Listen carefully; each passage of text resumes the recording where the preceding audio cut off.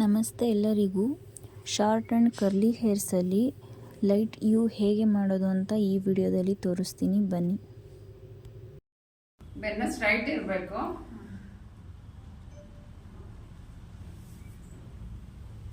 ಇವು ನೋಡ್ರಿ, ಇದು ಭುಜಕ್ಕೆ ಹಾಕ್ಬೇಕು. ಹಿಂಗೆ ಸ್ಟ್ರೈಟ್ ಭುಜಕ್ಕೆ ಹಾಕ್ಬೇಕು. ಎಲ್ಲ ಕ್ರಾಸ್ ಅಲ್ಲೇ ಬಂದಿರಬೇಕು.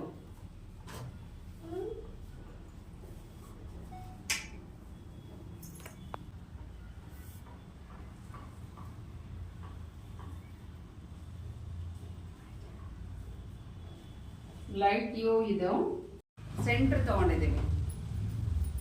ಇದು ಗೈಡ್ ಲೈನ್. ಈಗ ನಮಗಿದು ಪಕ್ಕದ ಲೈನ್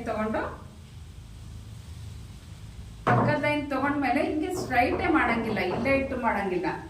ಸ್ವಲ್ಪ ಕ್ರಾಸ್ ಅಲ್ಲಿ ಬರ್ಬೇಕು. ಈ ಪಕ್ಕದ ಏನೇನು ತಗೊಂಡಿದ್ವ ಅದು ಕ್ರಾಸ್ ಅಲ್ಲಿ ಬರ್ಬೇಕು. ಸ್ಟ್ರೈಟ್ ತಗೊಂಡಿದ್ವಲ್ಲ, ಸ್ಟ್ರೈಟ್ ಪಕ್ಕಕ್ಕೆ ಮತ್ತೆ ಕ್ರಾಸ್ ತಗೋಬೇಕು.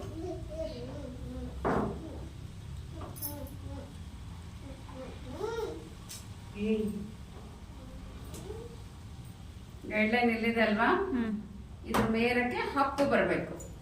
ಹಿಂಗ್ ಸ್ಟ್ರೈಟ್ ಕಟ್ ಮಾಡಂಗಿಲ್ಲ, ಹಪ್ ಬರಬೇಕು. ಡೌನ್ ಇಂದ ಹಪ್ಪು ಬರಬೇಕು.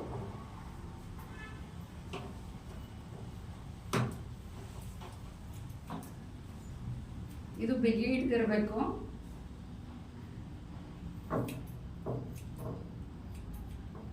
ಇದು ಕಟ್ ಮಾಡಿದಿರಲ್ಲ, ಇದು ಗೈಡ್ ಲೈನ್ ತಗೊಂತೇನೆ. ಸ್ಟ್ರೈಟ್ ಇರಪ್ಪ.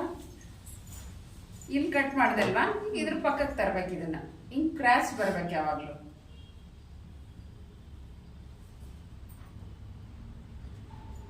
ಗೈಡ್ ಲೈನ್ ಇಲ್ಲಿದೆ, ಇದು ಎಕ್ಸ್ಟ್ರಾ ಇಲ್ಲಿದೆ.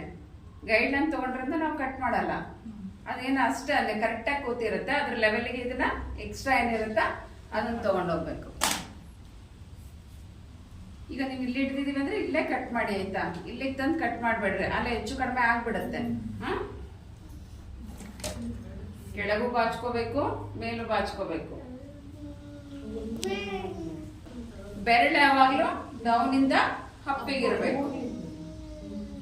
ಹಿಂಗ್ ಸ್ಟ್ರೈಟ್ ಇಟ್ಕೊಳಂಗಿಲ್ಲ, ಡೌನ್ ಇಂದ ಅಪ್ಪಿಗಿರ್ಬೇಕು. ಈ ಬೆರಳೆ ಹೆಂಗ್ ಇಟ್ಕೊಂತೀವೋ ಅದ್ರ ಮೇಲೆ ಡಿಪೆಂಡ್. ನೋಡ್ರಿ, ಗೈಡ್ ಲೈನ್ ಹೋಗ್ಲಿಲ್ಲ, ಇಲ್ಲಿದಲ್ವಾ?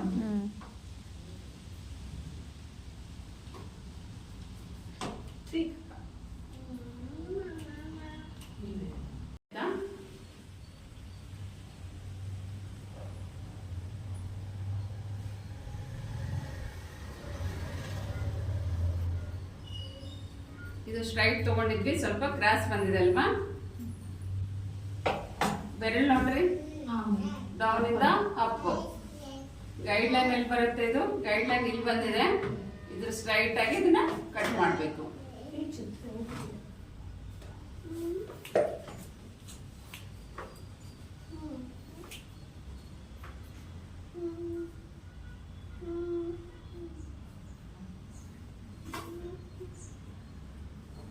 ಬರ್ತಾ